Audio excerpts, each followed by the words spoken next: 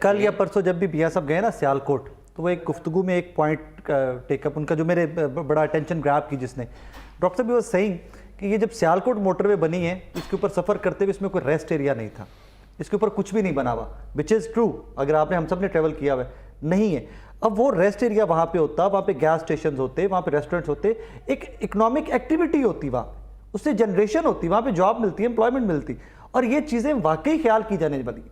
CPEC के ऊपर हम यही सर कपा रहे हैं ना कि कुछ भी नहीं हो रहा, सड़कें बनाई जा रहे हो भाई, जिसके लिए सड़कें बना रहे हो उसको तो इम्प्रूव करो, कुछ इकोनॉमिक एक्टिविटी। तो ये जो मोटरवे आप इस्लामाबाद में चले जाए तो बीच में बहुत से स्टेशंस हैं, रेस्ट एरियाज हैं, बड़ी पॉलिटिकल वो उस पे इकोनॉमिक एक्टिविटी बहुत एक्टिविटी है वहाँ पर, बहुत से पेट्रोल पंप्स हैं वहाँ पर, वहाँ के लोकल्स को बड़ी वहाँ जॉब्स मिली हुई हैं, आपकी हर अच्छी जो भी आपका रेस्टोरेंट बेकरीज वहाँ पर चला गया है, बेकरी वहाँ चली गई है, मीन्स के उनकी एक्सपेंशन ऑफ बिजनेस हो रहा है, तो वहाँ पर और इकोनॉमिक एक्टिविटी भी हो सकती है, वहाँ पर स्टोर्स भी खुल सकते हैं, वहाँ पर कुछ भी हो सकता है, लेकिन we have to plan for it. लेकिन अगर हम प्लान ही नहीं करेंगे और अगर हम सिर्फ ये कहेंगे कि बस शॉर्टेस्ट पॉलिसी, बस गवर्नमेंट गुजारो, तो फिर ऐसा तो नहीं होगा। फिर काश भी आप पाकिस्तान जरा बाहर ट्रैवल करें और मोटरवेज के ऊपर जरा आप ट्रैवल करें तो वहाँ पे हर चीज़ मिलती है आपको, प्रॉपर इकोनॉमिक एक्टिविटी हो रही होती है वहाँ। वही लगता है कि आप जिस तरह मेन सिटीज के अंदर। भाई मैं आपको बताऊं साकिब भाई, आपने अल्लाह नबी के घर में जाकर वहां पर आपने नमाज पढ़नी है तो ऑनलाइन आपने करनी है, हम तो अभी वहां नहीं पहुंचे हम आपने वहां पर ऐप के ऊपर जन्नतुल बकी में आपने नमाज पढ़नी है तो आपने वहां ऑनलाइन पाकिस्तान में बैठ के टाइम लेना है कि भई आपको किस दिन किस वक्त का टाइम मिलेगा जन्नतुल बकी में नफल पढ़ने के लिए।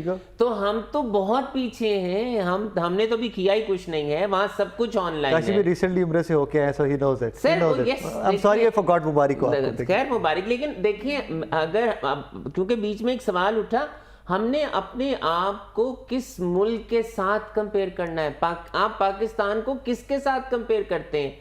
हम इंडिया के साथ तो हमारा कंपटीशन ही नहीं है, खत्म होगी कहानी, वो खत्म होगी। मैं कंपेयर कर देता हूं आपको। मैं रिसेंट आपको एक इंसिडेंट सुना, तो बड़ा दुख होता है इस तरह की चीजें रिपोर्ट करते हुए। कराची में कॉल सेंटर्स हैं ये जो डॉक्टर्स की सर्विसेज प्रोवाइड करते हैं, अमेरिका में उनकी मैनेजमेंट सर्विसेज, और बहुत सारे कॉल सेंटर लाहौर में बने हुए। वो एक दोस्त है हमारे, उनका भी एक कॉल सेंटर था, वो बंद शंद करके तो बेचारे रिसेंटली मूव आउट करके। मैं कहा क्या किया यार तूने, इतना अच्छा बिजनेस तेरा।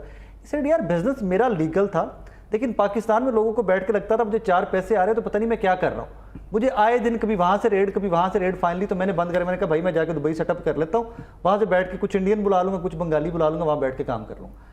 So that is how things work in this country. This is one of the reasons कि हमारा बिजनेस जो यहाँ पर करना है, जो हम जो टैक्स स्ट्रक्चर की बात करते हैं, फैसिलिटेशन की बात करते हैं, यहाँ से मैं सवाल ये करता हूँ कि क्यों यहाँ से हमारी इंडस्ट्री दूसरे ममालिक में शिफ्ट हो रही है? टेक्सटाइल जैसे शिफ्ट हुई थी, टेक्सटाइल यहाँ से बांग्लादेश चली गई, वहाँ पर कॉटन उगती नहीं है बिल्कुल नहीं। लेकिन उसके बावजूद जो सबसे मजेदार बात है कि हमारी टेक्सटाइल्स बांग्लादेश चली गई, सबके सब। तो हमें तो उस क्यों के जवाब को, लेकिन मैं फिर कहता हूँ साकिब भाई, इज नेवर लेट। आज भी लेट नहीं है।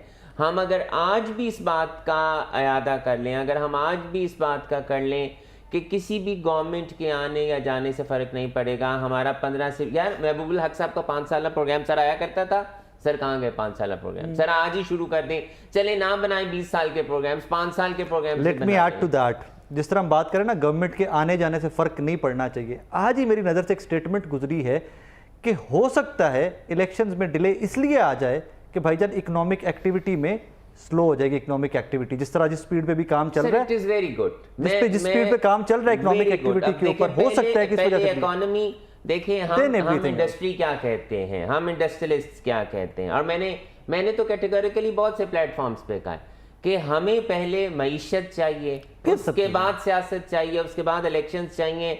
आप हमारी इकोनॉमी को मजबूत करें ताकि हम यहाँ पर रोजगार दे सकें। देखिए हम एक इंडस्ट्रियलिस्ट हैं, एजुकेशनिस्ट हैं, इनका काम पॉलिटिक्स से नहीं है, मेरा काम भी पॉलिटिक्स से नहीं है। मेरा काम है यहाँ पर इन्वेस्टमेंट करना, टैक्स देना, बाहर से लाना, ठीक है जी। इनका काम है बच्चों को ट्रेन करना, हमारा पॉलिटिक्स से कोई ताल्लुक नहीं है। लेकिन जो पॉलिटिशियंस हैं, इट इज़ वेरी इंपॉर्टेंट कि पहले आपके मुल्क की मईशत को ठीक होना चाहिए, क्योंकि जब तक आपके मुल्क की मईशत ठीक नहीं होगी हम पाकिस्तान ग्रो नहीं कर सकता। सो मैं फिर ये कहता हूँ, मैं as a president Lahore chambers, कि मैंने ये chief of the army staff के सामने भी कहा था, सर हमें इलेक्शंस नहीं चाहिए, हमें इकोनॉमी चाहिए, हमें मईशत चाहिए, लेकिन कानून क्या कहता है मुझे नहीं पता, बट मैं एक दर्द मैं उस तरफ आ रहा था, मैं उस तरफ आ रहा था। मैं सिर्फ एक बात कहना चाहता हूँ कि सारा ब्लेम पॉलिटिशियंस का नहीं है, एक खास तबका गवर्नमेंट के अंदर जिसको हम ब्यूरोक्रेट्स कहते हैं, जिसको और बहुत सारे सिर्फ बाबू नहीं है, इट्स होल वो पैदा हो गया है जिसको ये समझ आई है कि इस बजट को पिलफरेज करके लोगों की जेबों से पैसे निकाल के एक लाइफस्टाइल रखें, मुफ्त कारें उनको मिली हुई हैं, तो फिर टैक्स क्यों देगा कोई? कि वो बेचारा तो टैक्स देने के बाद भी मोटरसाइकिल नहीं ले सकता, और अगला जो है उसको मुफ्त पेट्रोल, मुफ्त बिजली। ऐसा ही है। आपकी फाइनेंस मिनिस्टर ने अभी बयान दे दिया कि नहीं जी ये ट्रेडिशनल है, हम इसको बंद नहीं कर सकते। तो ये डबल स्टैंडर्ड जब आप रखेंगे तो फिर मुल्क उस इकोनॉमिक डगर पे चल ही नहीं सकता जिस डगर पे काशिफ साहब कह रहे हैं, क्योंकि ये हर्डल्स हैं ना। पॉजिटिव आदमी, नहीं, ऑप्टिमिस्टिक आदमी, पॉजिटिव बात करते हैं, इन हर्डल्स की बात